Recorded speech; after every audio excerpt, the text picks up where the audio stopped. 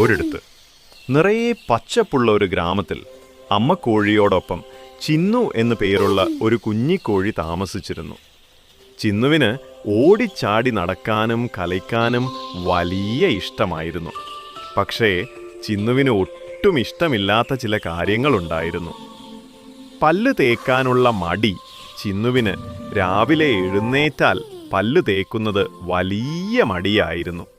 ഒരു ദിവസം ചിന്നുവിൻ്റെ കൂട്ടുകാരനായ അപ്പുവാഴ് ഒരു വലിയ ഏത്തപ്പഴം തിന്നാൻ ചിന്നുവിന് കൊടുത്തു.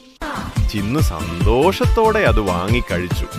പക്ഷേ ഉടനെ തന്നെ ചിന്നുവിന് ഭയങ്കരമായ പല്ലുവേദന തുടങ്ങി.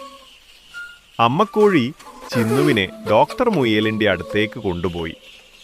ഡോക്ടർ മുയൽ ചിന്നുവിൻ്റെ പല്ലുകൾ പരിശോധിച്ചിട്ട് പറഞ്ഞു, പല്ലുകൾ വൃത്തിയായി സൂക്ഷിക്കാത്തതുകൊണ്ടാണ് ഈ വേദന. ദിവസവും 2 നേരം പല്ലു തേക്കണം.